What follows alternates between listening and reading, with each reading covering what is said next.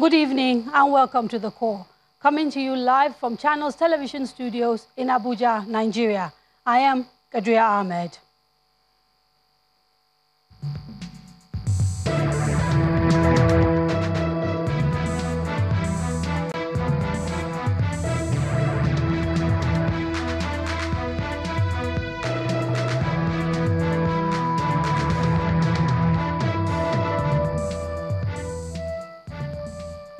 Up to 4 people are feared to have died yesterday in a communal dispute in Orogbam, a village in Abanwa local government area of Cross River State.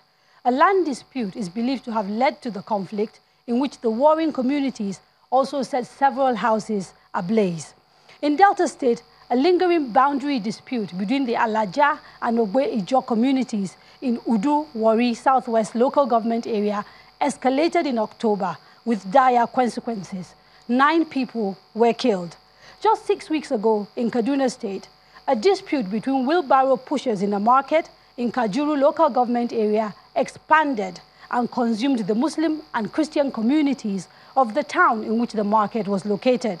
By the time it was brought under control, 55 people lay dead. Tragically, across Nigeria, sectarian violence is now too commonplace.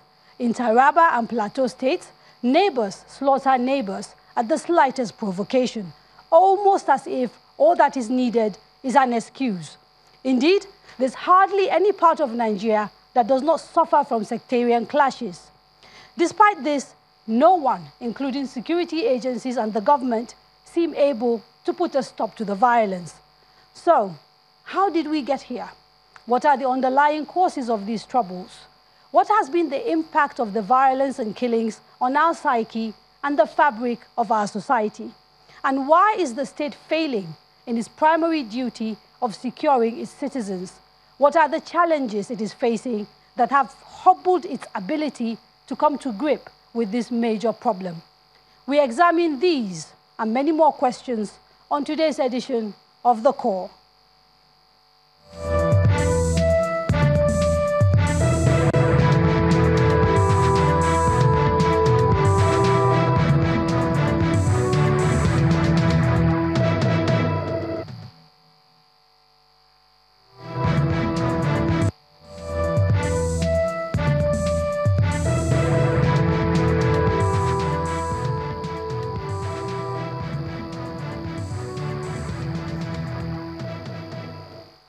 To discuss the problem of violence, intolerance, and sectarian killings in Nigeria today, I'm joined by the Solicitor General of Kaduna State, Mr. Chris Umar. Thank you, sir, for coming. Thank you very much.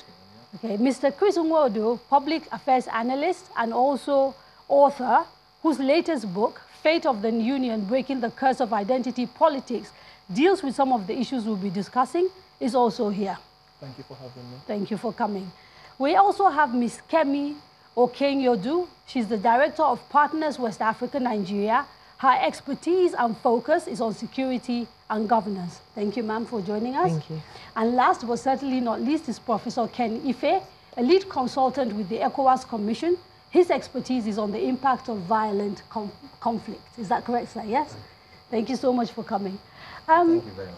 If I may start with you, Chris, why is it that today in Nigeria, violence seems to be just bubbling beneath what is a veneer of peace, and that at the slightest provocation, people seem to be able to just kill each other? What is going on? I think there are a multiplicity of factors responsible for this.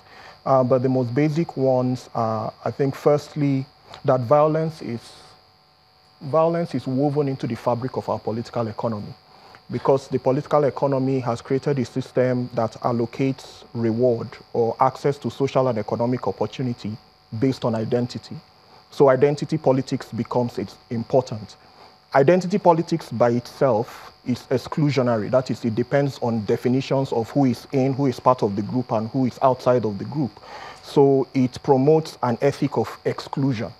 Now, if you take that and you combine it with the fact that Nigeria is a mono-resource economy, and essentially it distributes rents from the sale of crude oil, that is what our economy is centered on, you find that In the 1970s, for example, it was possible to run that sort of system because the population was far less than what it is now. We were between 40 million to 50 million. Oil revenues were doing very well. There was an oil boom. But in the last 4 decades, our population has quadrupled.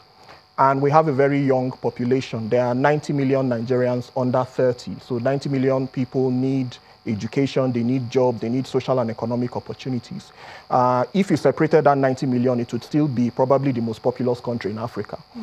So that creates a lot of pressure for delivery of governance, delivery of social services, delivery of things like social mobility, for example.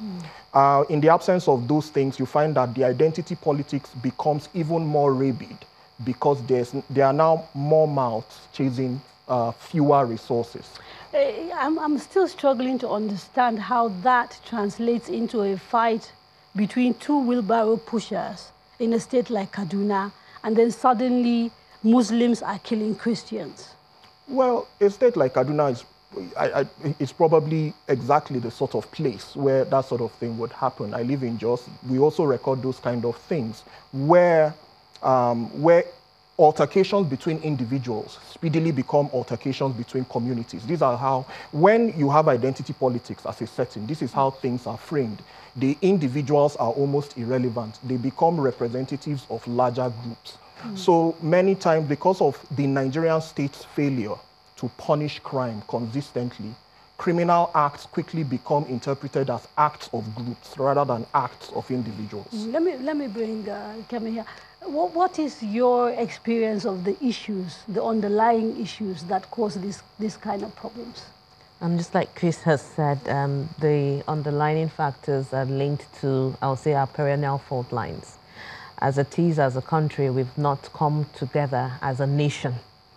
The concept of being a nation is far from us. We all fall along either ethnic or religious fault lines. You first see yourself as part of your ethnic group or your religious group before you see yourself as a Nigerian. And yet, my issue is still this. It is quite possible for you to be proud of a certain identity. But why does that then translate to animosity for the other group? Yeah, because it's still the same thing. There must be a gel that is keeping all of us together. So where there is scarcity, where there's a breakdown in governance, let me not put it as a result of scarcity of anything. It's a breakdown in governance. It's a system whereby the politicians exploit that perennial fault lines. Rather than see what brings us together, they seek to entrench what divides us. So you find the average Nigerian is looking, even when we're talking, let me use farmers herdsmen conflict as an example. In all of this, nobody's talking about climate change. Nobody's talking about the effect of climate change on grazing land, on availability of water, which is causing some form of tension. Rather, you seek to look at it from the perennial fault line. The ethnic differences. And closely related to ethnic differences is religion. You could almost sense that if this person is from this group, the person is most likely of this religious grouping. Okay. Let me bring in the Mr. Umar in here. I mean, you're strictly speaking, you're not a politician, but you know, you're a political appointee. And your state is sort of notorious, along with perhaps Plateau and Taraba, for these kind of sectarian problems.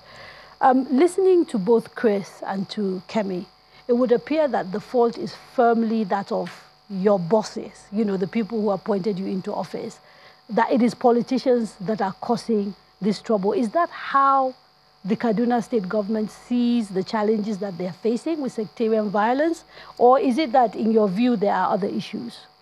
Thank you very much, Kadaria. In my view, absolutely, there are a lot of issues. There are a lot of other issues compounding to these issues we have had in Kaduna State. Kaduna has had its own fair share of conflicts, like you rightly pointed out, starting from the crisis in 1980 in Kaswa Magani to the post-presidential election in 2011 and what we just had in Kaduna. But if you look at the trajectory of conflicts in Kaduna, quite a number of issues, quite a number of factors have kept occurring as the remote causes for some of these conflicts. Now, some of these issues that we've checked, I've had the privilege of reading some of the reports we've had in the past, especially the Lemu committee and then that of the Luther Agway. If you look at it critically, some of the issues that keep reoccurring that I would say are constant decimal. There's the issue of land. Land is a major issue. You would agree with me that land is our most important factor of production. Quite a number of our livelihood depends on land. So there's the issue of land, which you can trace to as far back as the colonial era, or the issue of climate change. You know, so gradually the land, there's the issue also of the grazing reserves, the herdsmen issue and farmers, you know, and then there's the climate issue, which has made it worse. Environmental factors, which has also increased all that issue. Secondly, there's also the issue of youth unemployment, which is on the increase. If you look at, like you said in your opening remarks, my friend said in his opening remarks, we have a huge population that is that's entirely youth. In Kaduna, over 54% of the population of Kaduna are young persons. And then there's this increasing unequal access to economic opportunities. So these youths are always there with little or nothing to do, no jobs, no loans. So they're there, they are willing, they're just there ready in the hands, they're willing tools for people to use them for whatever reason.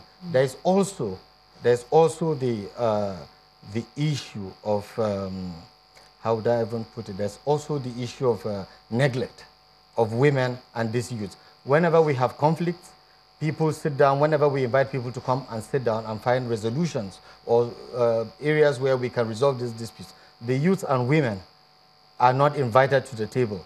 So you find where you have traditional rulers coming to sign one treaty or the other. The young persons who are directly affected by this, the outcomes of these conflicts are not invited. Let me ask Professor Ken, you know, we sit down and we talk about politicians exploiting fault lines. We talk about climate change, and we talk about triggers around youth unemployment and all of those things. What about citizens? I mean, why is it so easy for people to be manipulated? Why is it that a young person is able to sort of kill another person? Because I still struggling with the idea that you can kill somebody just so easily, because it's not something that is normal, that you should be able to kill other people and walk away simply because you don't have work or that person speaks a different language from you. What are the things that you found in the course of the work that you're doing?